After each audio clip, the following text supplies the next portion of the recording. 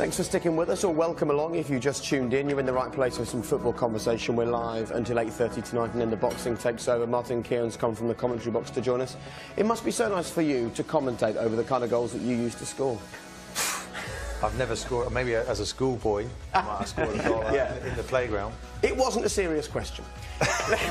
Let's move on with the show. Take a quick look at the headlines for this evening, because we saw an amazing goal here and we've seen some amazing scorelines today, including that man Aaron Moyes scoring against Manchester United. As I've said on social media, only two teams have beaten Manchester United this season, and they are Huddersfield and Real Madrid. Huddersfield and Real Madrid. It's a good number, isn't it? Batman returns.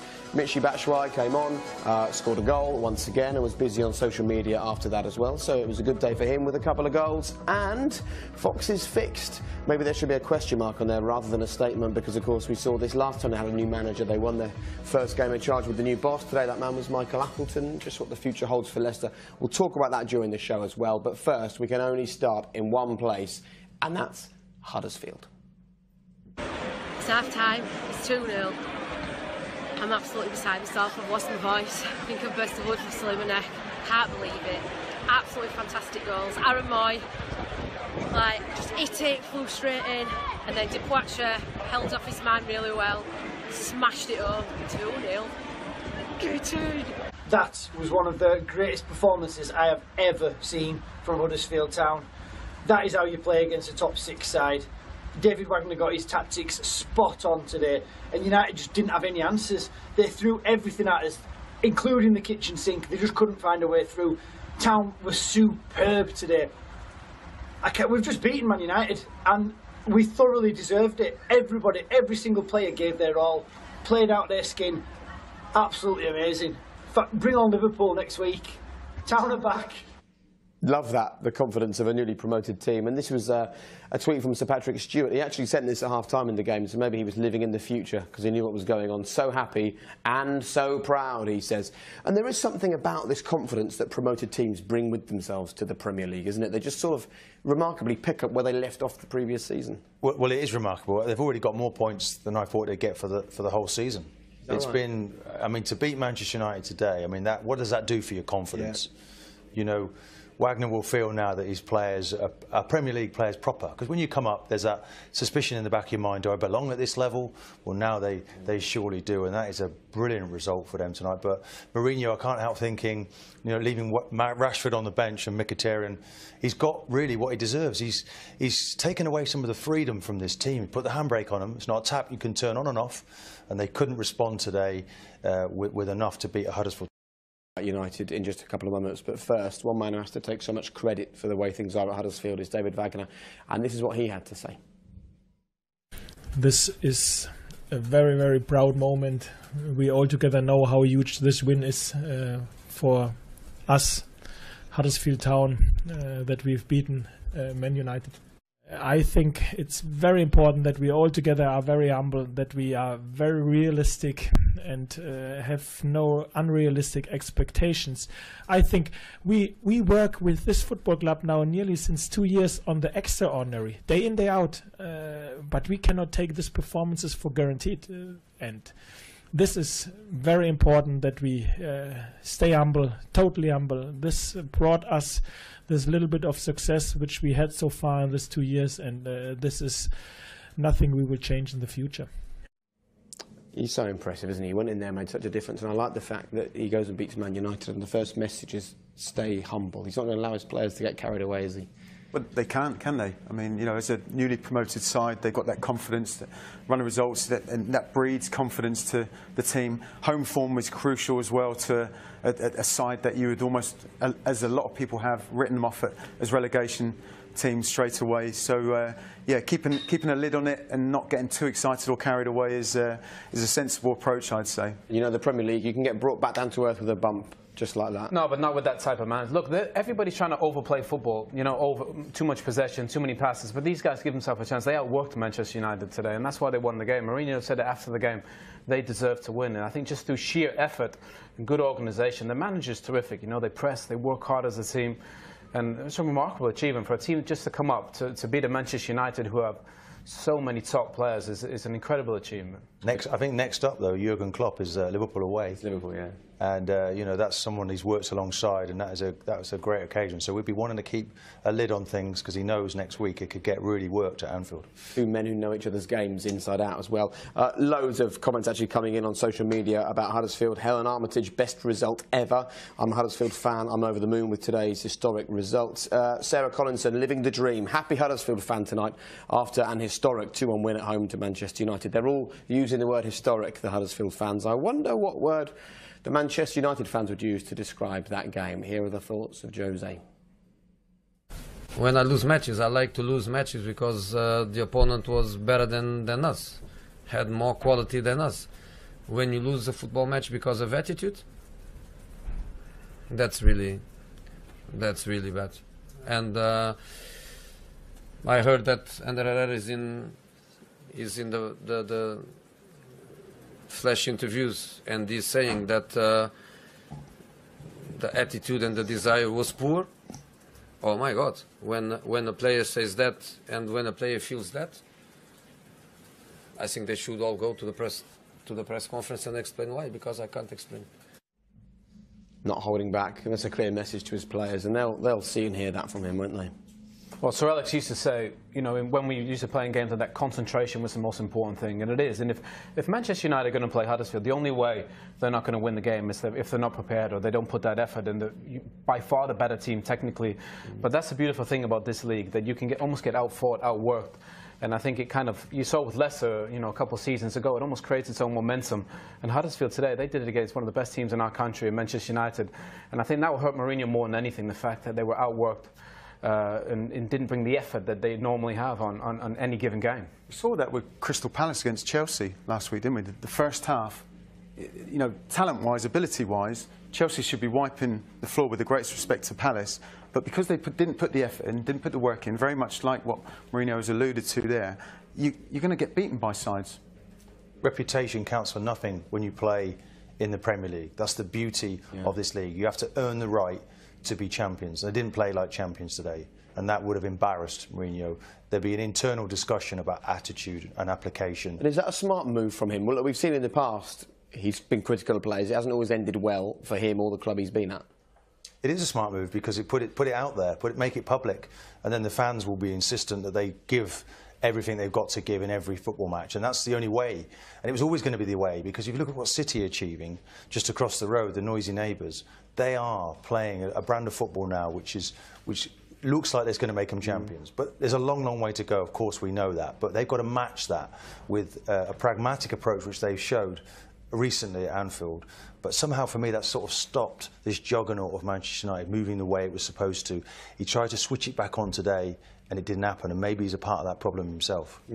Lindelof's play for the second goal from Huddersfield looked like something you'd see on a football field on a Sunday morning. What's his immediate future at United, do you think? Wow, he's really, really struggled. I mean, obviously at Benfica he was, you know, he played incredibly well in the Champions League, some great performances, but we saw him against Real Madrid in that Super Cup. He really struggled. And today, I mean, both goals he was involved in. And look, I think he's almost thrust into action. Phil Jones went off injured, and he's come on and really, really struggled. And I think the thing for Mourinho is you have to earn his trust. And I think today, I think he's lost some of that with his performance. OK, I think I'm right in saying that United spent the same on him as Spurs spent on Vertonghen and Alderweireld about. And look at the difference. Right, let's talk about Chelsea. And this is from John Cross, who is a journalist for the Mirror. He says, I'm quite sure Silva has the potential to manage at the very top, but Conte's substitutions were decisive. And they were today. It was a funny old game, wasn't it? Because suddenly we were looking at that thinking, hold on a minute. Chelsea are in all sorts of trouble, but they showed real fighting spirit. There's no question, is there, that those players are playing for their manager? Well, I thought that was there in the midweek in the Champions League, where they found themselves in a titanic struggle there, and they showed character and personality. And we've just seen the likes of John Terry and people disappear from the football club, and now it's about building new personalities for the future. But I do feel that the tactics, a little bit, was the Vogue system was back three last year. Everyone's had a good look at it, and they've looked like they've been coming off second best. But the changes he made to make them win that game, the manager's really up for a fight, and it's a real struggle for the Chelsea this season, all the games they're playing. They should have been 4-1 down, remarkably. I mean, Watford had some incredible chances, regardless, and they literally should have been 4-1 up. And credit Conte, he made some changes, but they were thoroughly outplayed for large spells of that game. Batshuayi comes on and has a massive impact, as he does off the bench. But Chelsea should have lost that game today if Watford were clinical. Yeah. And go on. I was going to say that'd be the concern from any Chelsea supporters' perspective, that had they come on the wrong side of the result today, with the chances that Watford had, how far off the pace would they in the title race? Because there's a lot of points between them already. Can they afford to slip up anymore? It's 9 points, isn't it, Chelsea to City at the moment? They're not out of it yet, are they? No, but it's almost, they're so excellent, Man City, watching them every week, that's in the back of your mind. And then the heads-to-heads when you play each other are huge, and they're massive, because they're going to take 3 points, City, off of all of the also-rans. They give every team, don't they, a good hiding, really, when you see what they are capable of. So when you come to play each other, I mean, the Manchester United derby, which will come up in a few months' time, is going to be... The Manchester United derby. City fans won't like you calling it that. Well, the Manchester... Yeah, exactly. Got to be careful with little things like that. Derby for so many times, but yeah that's going to be a massive game. There's talk, as there always is, when a team starts to struggle. Have they got the strength and depth? Have they got the quality? And as usual, when you talk about that with Chelsea, we roll out this. There's not one page of these players, but in fact there's two. The number of Chelsea players on loan. Let's take the first name there, Tammy Abraham.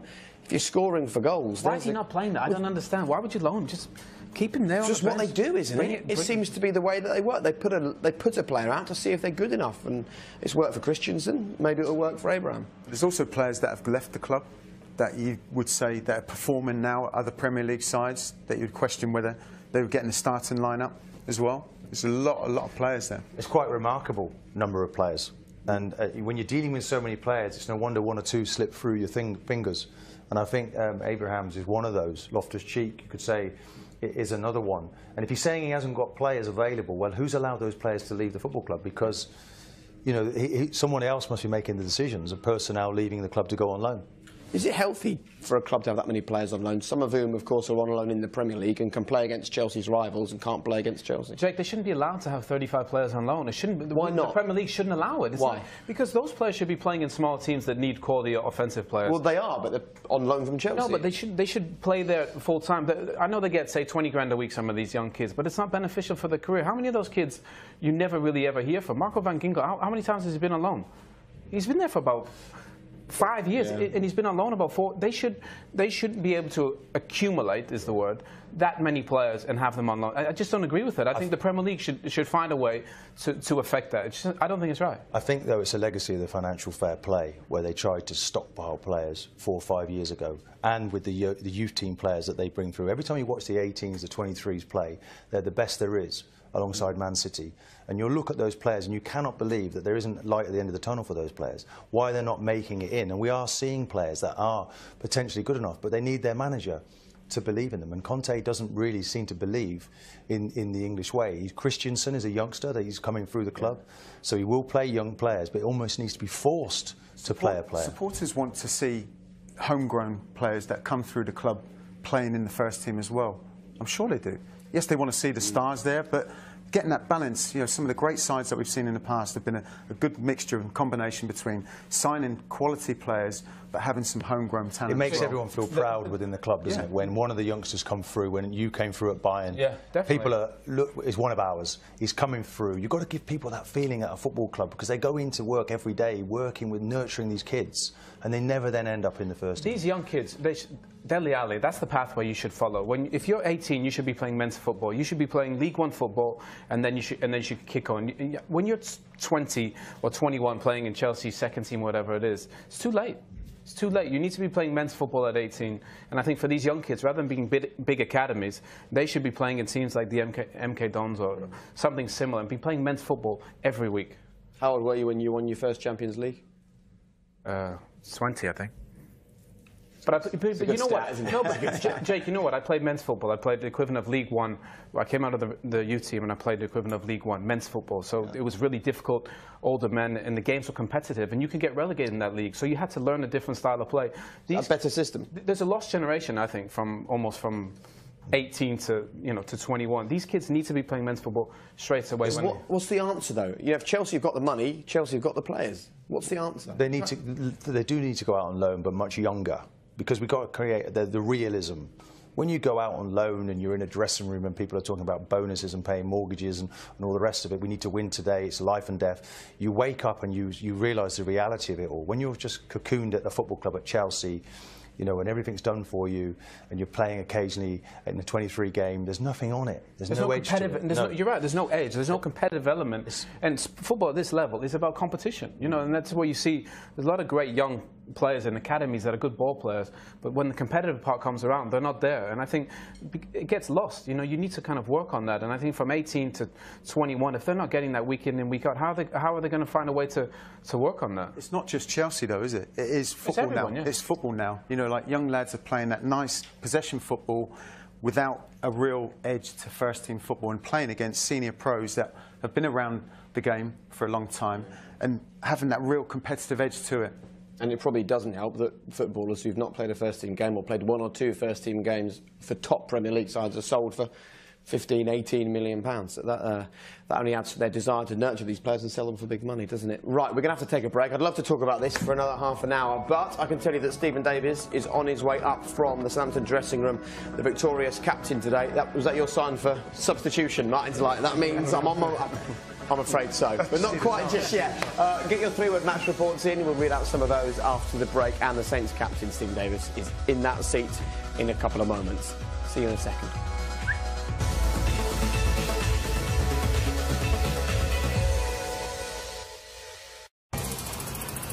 This programme is sponsored by Bet365. This programme is sponsored by Bet365.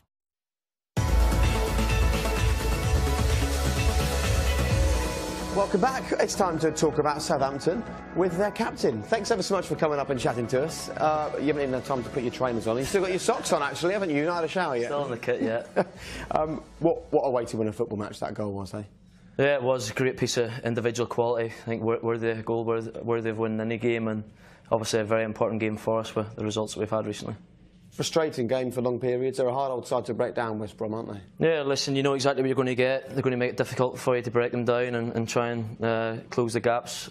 So it was very difficult. It felt like it was going to be maybe one of those days again. We found goals of late a little bit hard to come by, but as I say, that was a goal worthy of winning any game, and delighted for Sofiane on a personal level.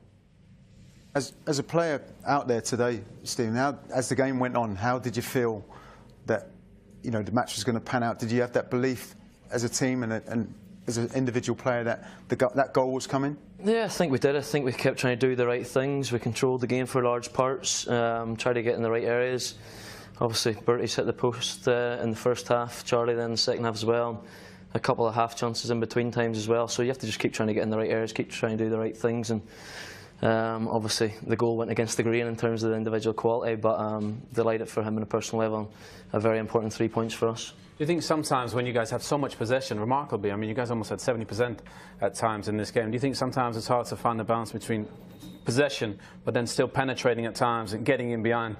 Yeah, I think you'd be right in saying that there. They obviously make you, the way they set up, they make you try and force things, play into areas that they feel they can cut it out, and you do that at different times in the game, but it was important just to keep our heads, keep moving the ball. Maybe didn't move it quick enough at times, but whenever we did, we found we got into decent areas and putting balls into their box. They obviously changed and went to 3 at the back then as well at the end to try and shore things up. So I think whenever you win the ball back, especially whenever they're counter-attack, and then you have to try and move it forward quickly to exploit those spaces. Yeah. I think the message was clear from Boufal when he scored the goal, wasn't it? I think he'd like to be playing some more football matches at this football club. Yeah, I think that's frustration. Listen, for any player, if you're not playing, it's difficult, but whenever you get the opportunity, you have to try and make an impact and show why you should be playing. We've obviously got good quality within the team, good competition for places, and that'll do his own personal, on an own personal level for him, no harm at all. What's he like? What kind of a guy is he? Listen, not short on confidence? No, he's not short on confidence. He can take the ball in short spaces. He's got obviously unbelievable ability. I think for him it's just about learning where to do those tricks in the right areas, and he'll learn over that with time as well. He's still relatively young, but in terms of quality and individual ability, he's got it in abundance. If he gets it wrong, I'm sure you'll tell him. The manager said post-match, I thought it was interesting, when Des Kelly asked him about Boufal, he said, look, I'm challenging him and I'm challenging the players. He's the Atkins, Pochettino, Koeman. He's the 5th manager you've played under in 5 years at Southampton. Tell us what he's like as a gaffer. Yeah, I've enjoyed him since he came in. He's a passionate guy. That rubs off in the players as well. He wants us to try and improve in every area. It goes into details as well. So whenever it comes to games, we're well prepared. We just things haven't quite clicked overall in games so far. I think confidence is obviously a factor as well. It always is in football. And today will do us no harm. It's important now we try and get a little bit of momentum. We've got 2 more games before the next international break, and we can go into the next one against Brighton away with a lot of belief and try and get ourselves to an area in the table where we feel we should be. We saw him change the formation a little bit and tweak that tonight. Was that something specific for tonight, or just to try and get goals back into the side somehow? Yeah, I think he's obviously changed it last week, obviously this week as well, and I think it's just trying to find the balance right. He's probably still figuring out what his best team is, what his best formation is. I think like any good manager, they look at the opposition as well and see where areas you can try and exploit as well. So he's got that level of detail that he goes into. I think obviously tonight it worked quite well, but whether we keep that for the next match, we'll soon find out. Well, I think the one thing I thought was really positive is obviously keep a clean sheet, but Van Dijk I thought played really, really well tonight. He looked almost back to his best, really confident, assured, good on the ball. I mean, they're positives. Obviously, you need to address maybe scoring more, but defensively, you guys look stronger today. Yeah, they look solid. Listen, we all know the quality that Virgil's got. I think he's came in for the last few games. People sometimes forget that he's been out since January before that. Obviously, there was all the talk about the summer and missing a little bit of pre-season, which is also another factor, but listen, he's a top quality player. We're delighted that he stayed at the club, and you can see by his level of performance today that he's fully committed. What about Lamina? He looked like an absolute powerhouse in midfield. People were bouncing off him. Yeah, he's been an excellent signing for us so far. He's been one of our best players in the last few weeks. You can see the quality that he's got. Also, as you say, a very powerful boy, and he's got that sort of burst of 5 or 10 yards apiece as well. So he's been a great addition for us. Let's quickly hear from Tony Pulis. Here are his thoughts on the goal. Have a listen. Good way of putting it. He would have been stopped a bit earlier than that. As soon as we started playing it in home, went, he's just going to say he should have fouled him. I mean, it was one of those moments where you just need to take the player out of the game, wasn't it? There's scenarios where we've seen in a lot of games on a weekly basis, sometimes a player taking a booking, not quite a sending off maybe, but taking a booking, which is good game management to try and save conceding. How would Franny Benali have dealt with a player doing that against him? He'd probably be sitting up here beside us. He would have ended up somewhere. I want to talk to you about the playoff, the World Cup playoff. Of course, you drew Switzerland. Did you watch the draw happening live? Because there were some big teams in there. Yeah, literally just getting from training in time to see it. So I think we've got to be happy with it. Listen, there was no easy game for us, but to avoid Croatia and Italy was a big factor for us. But been going with real belief. As I say, it's going to be very difficult, but if you had said to us at the start of the campaign we'd have two games to get to a World Cup, we'd have bit your hand off for it.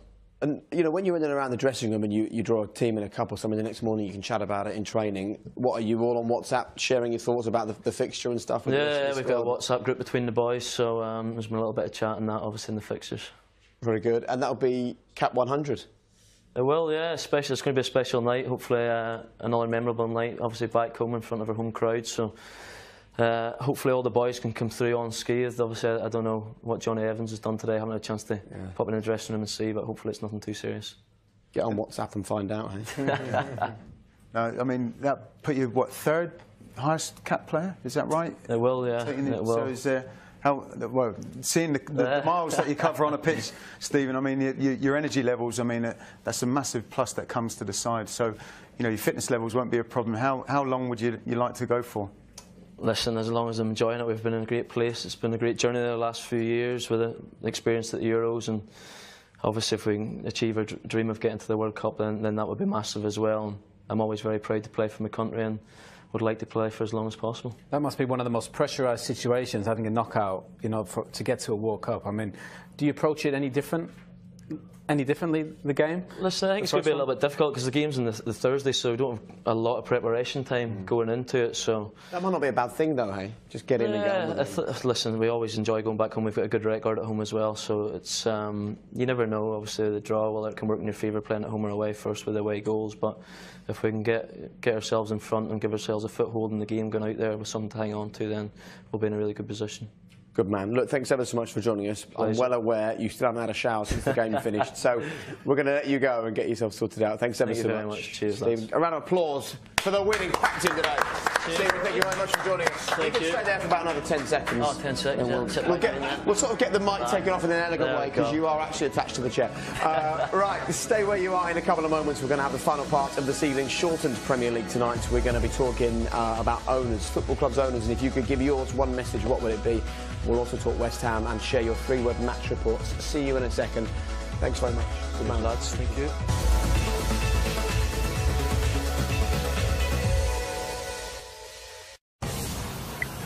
This programme is sponsored by Bet365.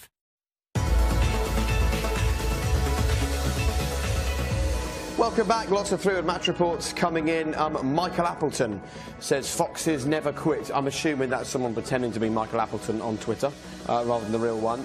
Well played Huddersfield, says Walter. Matt says Jose Mourinho out. Someone's replied saying it's one poor performance. He says, I know, I'm a Liverpool fan. 3-word match report for Southampton today. How would you sum it up? We've only got 10 minutes in the job, and he really is. For me, he's on borrowed time now. I don't like to say it about a manager, but I really can't see a way forward with the current team and setup that they have there. Something's going to have to change. Well, let's get the thoughts of a West Ham fan. This is what Baz Cox thinks. This football club has lost its heart, its soul, its passion through two people moving us here to this place where we compete. You only compete if you spend that. Without spending that, you don't get any better. I'm a big Slaven Bilic fan. Your time's up, mate. Your time is up. You cannot do anything to defend today. It's finished. Look, Franny, you played for Southampton when they moved from the Dell, which was an atmospheric old ground, and they came to a very different stadium. Is it the ground, or is there something fundamentally wrong with the way that West Ham are going about things? I think there's an element of the ground. You know, those old stadiums, the Dell especially, and West Ham are fan, and Baz is a huge West Ham fan. That would be hurting him. But the Dell gave us an opportunity to play against the bigger sides, getting in amongst them. If the crowd were right on top of the pitch as well, it took some adjusting coming here to St Mary's when we did, and there was talk about a curse on the pitch and all kinds at the time. So it does take time to settle into a new surroundings in a modern stadium. It was only a few weeks ago, or 3 weeks ago, we were sitting on this very show, and all three of the opponents in front of me were defending Slaven, defending West Ham, saying they need to stick with the manager. What is changing there to give people the belief that Slaven is the right guy going forward? Well, look, as Martin said, you know, it's very, very difficult for him. I think everybody likes him as a bloke, and I think he tries to play the right way. But it's whatever the blend of the team is, it's not working. And I'm not really sure what West Ham are, the defensive team or the attacking team. The blend of it isn't really working. And obviously, the issue going into the new ground is one. But clubs need to move forward. You get bigger grounds, you get hospitality. It's important to create more revenue. You can't stay in the past. I know that ground was one of the hardest to play at, but they're at this ground. Stop making excuses. There are a lot of good players there. They should be able to get a team on the pitch that gets very good results. I'm amazed how poor they are defensively, the amount of goals that they've conceded. I think if you're a board member, you look at it, I think from memory, they lost the first 3 games of the season. So alarm bells were ringing. They were all away, weren't they, because of the stadium issue? They played them all away. They played them all away. Then there was an improvement last week. They got Carroll was sent off, and you thought, OK, there was going to be a good result there. But to lose 3-0 against Brighton, a newly promoted team who didn't really play with any confidence, certainly the last time I saw them at the Emirates, is almost it just can't happen. It cannot happen, and that creates a crisis. But it is a crisis. We know the board met today, we believe, to discuss Bilic's future. You both struggle on 3-word match reports. Let's go for 1-word answers and see how you do on this. Is it now time for West Ham to make a change? Well, if it's not the end, it's the beginning of the end. 1-word answer. I don't like to say someone should go. Well, but you can say no. For me, it's over. So that's. Is it time for West Ham to make a change? For sure, I believe it is. Owen, 1-word answer. Is it time for West Ham to make a change? No. Franny? No. OK. Interesting. I'd like very patient football players. Very patient former football players. West Ham fans, though, perhaps don't feel the same. There were messages yesterday on social media talking about the game. They weren't very positive, and lots of messages for the owners as well. Have a listen to this. This is messages for your owners.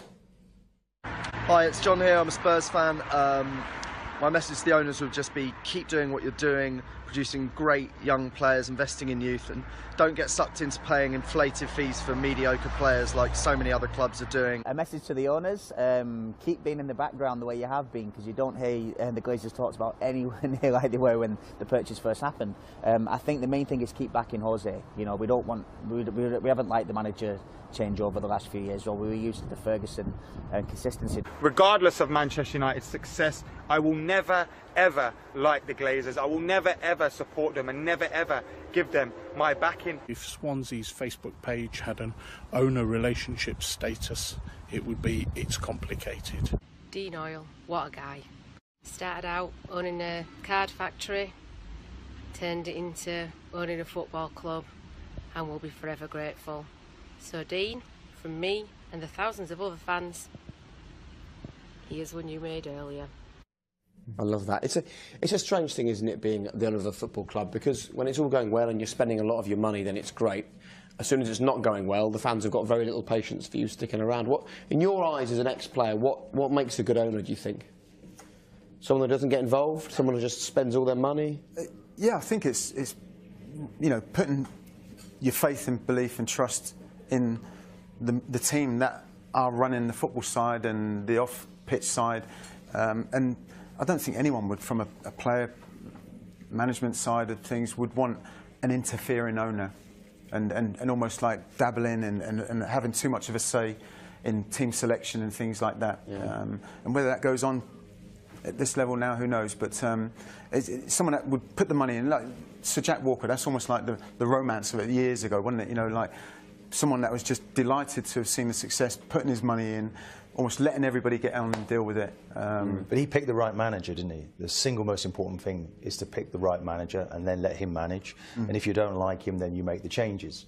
But you've got to support people, you've got to trust them, and you've got to believe in the people that work. Fancy buying a football club, Owen? I wish I could. If I had the money, I'd be all over it. But he's so modest. I've seen his house. Right, just let me know. Let me tell you what else is coming your way next Saturday. BT Sports Score from 2:30. Bournemouth against Chelsea next Saturday from 5 o'clock, and then more Premier League tonight. A longer version, the one we love, 8 till 9 as always on Saturday night. But right now it's time for the boxing. So let me hand you straight to Paul Dempsey.